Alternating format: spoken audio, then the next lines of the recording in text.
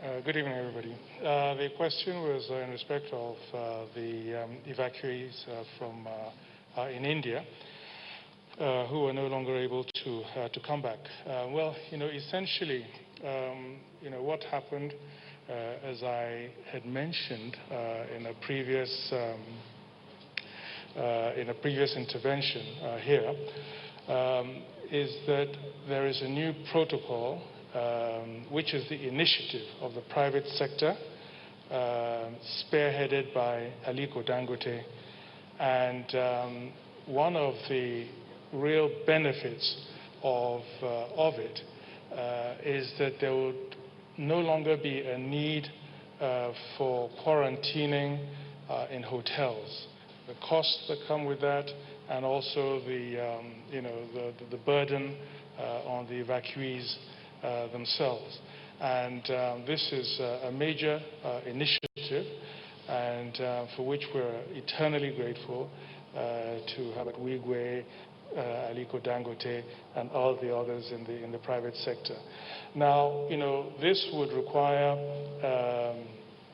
a number of things to be put in place. Human resources in place, and also, of course, equipment and so forth. Now, we had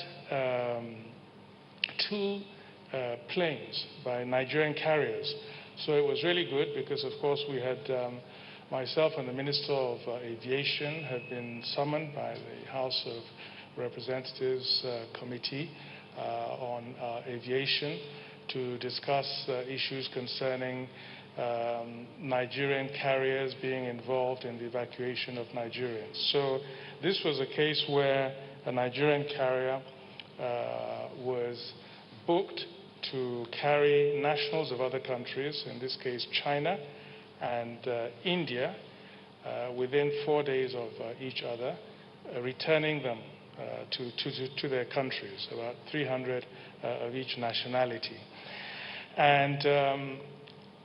And these were dates that had been scheduled for some weeks back. We had tried to schedule dates for the evacuation of our nationals from various countries. And India and China had been scheduled around the end of May. So with the new mechanism that was brought into force, there was a requirement of testing 5 days before boarding. And so we, spoke to those members of the private sector who were behind this innovation, this initiative.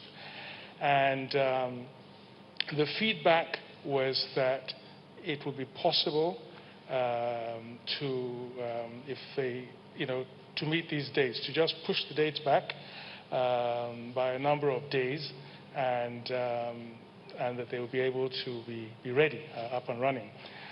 As it turned out, it wasn't as straightforward as that. And our medical people, and of course the national coordinator, made the case and the point yesterday, felt that there was more that needed to be addressed and put into place for this mechanism to be ready for use. And so as optimistic as we were and hopeful that we would be able to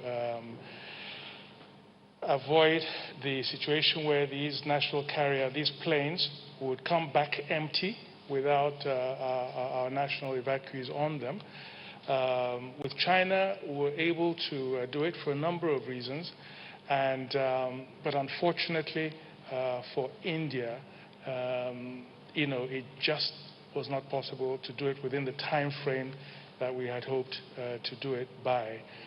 We're in touch with all the actors in this process, the private sector people, our medical people, to try to get this ready as quickly as possible, so that the very clear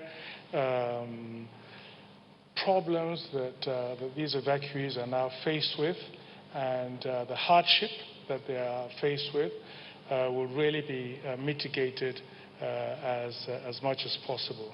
And really, I can only but offer profound regrets and apologies for that situation, and really hope that very soon the mechanism will be up and running as quickly as possible, and we'll be able to bring our compatriots in India back as quickly as possible. We know really all the challenges. I've been in constant touch with our High Commissioner in India every single day, and also with a number of our nationals who are there.